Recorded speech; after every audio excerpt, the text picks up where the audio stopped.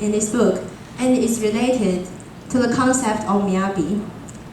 Camillus also served as a metaphor developed by Hane after watching the movie The Monogatari Sisters.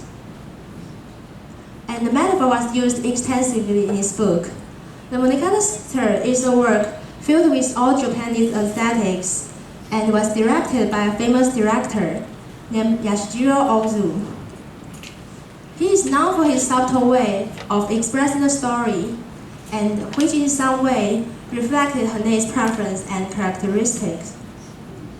The last one is the book packaging. Once, Hane's friend gave her a book wrapped in a coarse packaging. The reason why we're focusing on the book packaging is that Hane described it as rustic yet harmonious. The beauty of it is not stressed on the surface, which pointed out the core concept of wabi-sabi. After the introduction and examples from the book, we can see that Japanese aesthetics is extremely subtle and common to see, as long as we open our eyes and discover the beauty of them. So, have you discovered the beauty around you today? Thanks for your attention.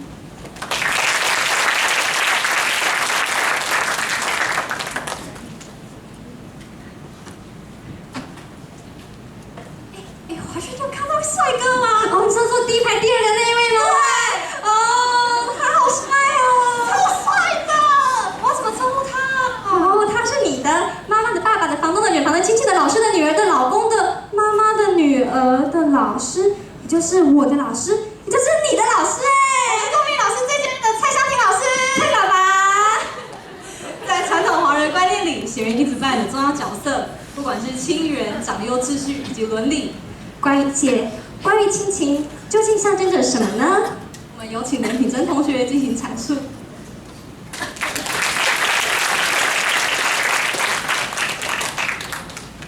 各位午安，我是连品珍。今天我要带各位进入一个发生在文革苦难间的感人家庭故事。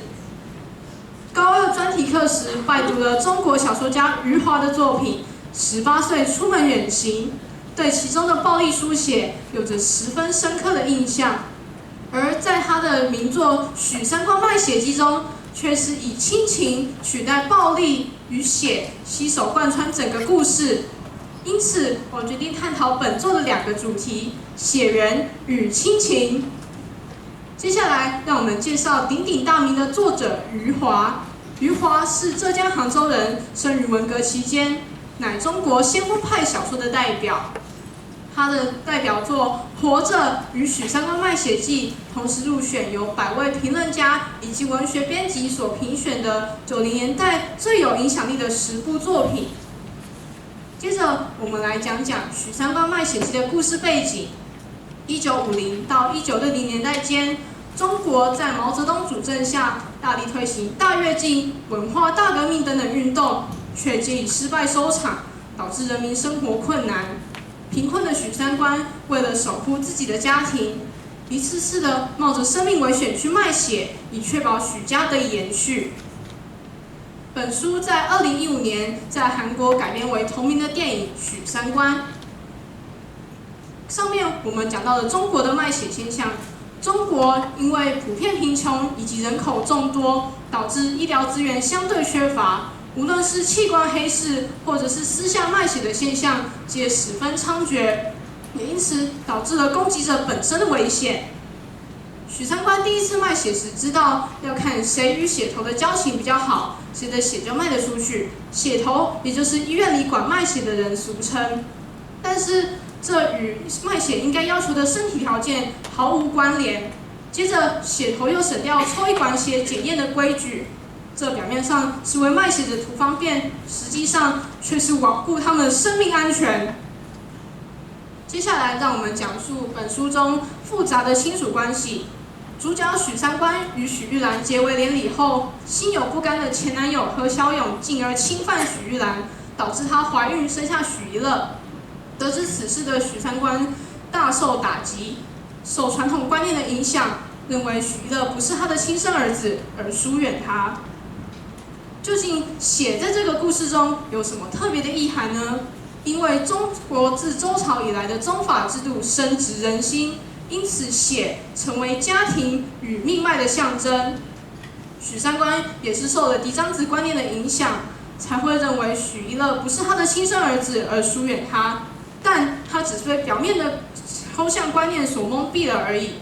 因此，最后他的本性驱使他以脉血来奠定与许一乐的后天亲属关系。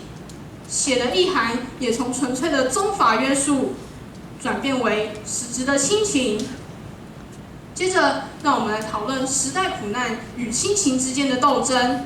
许一乐在文化大革命时对许三观说了一句十分讽刺的话，他说：“我最爱的当然是伟大领袖毛主席，第二爱的。”一乐看着许三观说：“就是你。”这句话表面上在歌颂家国与亲人，实际上却是我最爱父亲，却必须服从苛政的讽刺。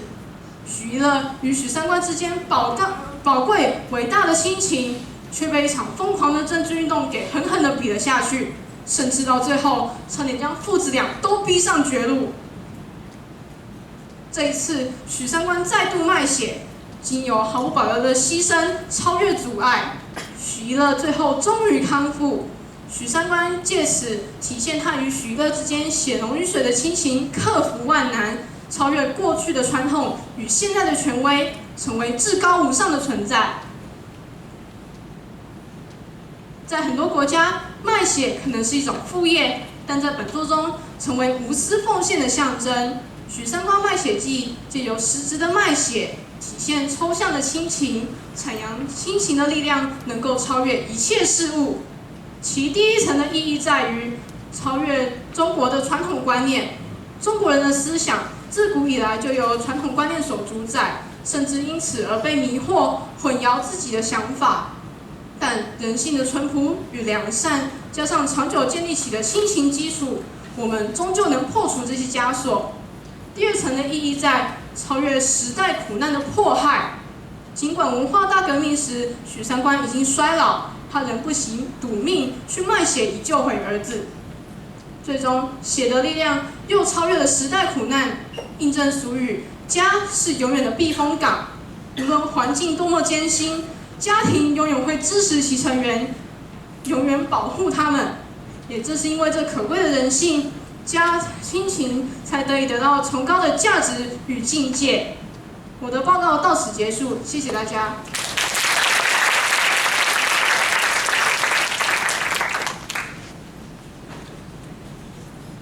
Welcome to News Hurricane! Breaking news. Gutter oil is everywhere. Everyone, beware. What do you think, my partner? This is not the first time that Taiwan got struck by gutter oil. We would like to invite our professor Shinichi to compare the two events in 1995 and 2014. The one and only Professor Shinichi.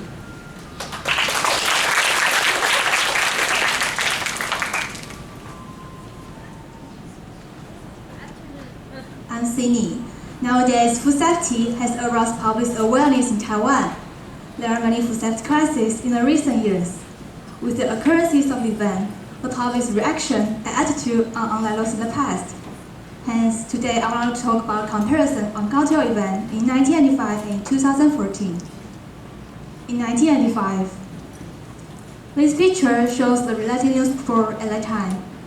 In September 1995, the first case cultural event was documented in Taiwan.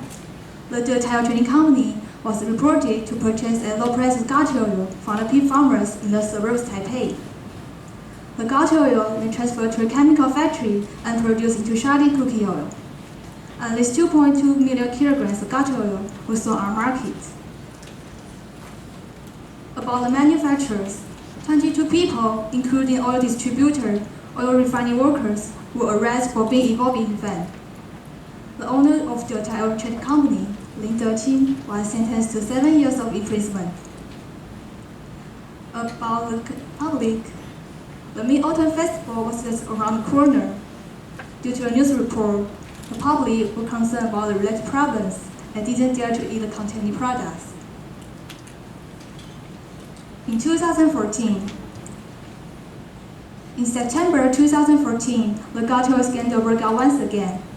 as an unlicensed manufacturer, Borliaton was found to use improper materials from actors, leather factories, and restaurants for waste oil. After extraction, the oil is sold to the Jinwei Company and Changguan Company. In October, Jiangyifu Company, which was a subsidiary of the Qing International Group, was later to discover to produce contaminated products. Its upstream factory, Xinhao, has provided animal feed oil to it for 3 years. These 3 pictures demonstrate public's outrage toward Dingxin. After Gaotou scandal broke out, the consumers avoid buying the contaminated products. Many of them demand refunds. In addition, the public, including schools, governments, and authorities, began to boycott their products. The Consumers Foundation was supported in this event as well. It launched an application called 无限期抵制顶新产品.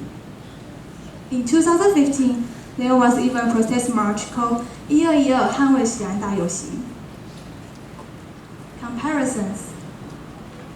According to this puzzle, it consists of 4 parts. The parts are the economy, media, laws, and the government. Concerning economy, 2014's nominal GDP was higher in 1985. In 1985, Taiwan's economy was still in the developing stage. For some consumers, oil prices were more important than its quality. Nonetheless, in 2014, the Taiwanese have made economic progress and enjoy a much higher standard of living. Thus, the repeated cultural scandal become intolerable to the general public. In terms of the media, in 1995, there was the martial law in Taiwan. None could be published without thoroughly censored by the government. At that time, the Gaotou scandal was documented.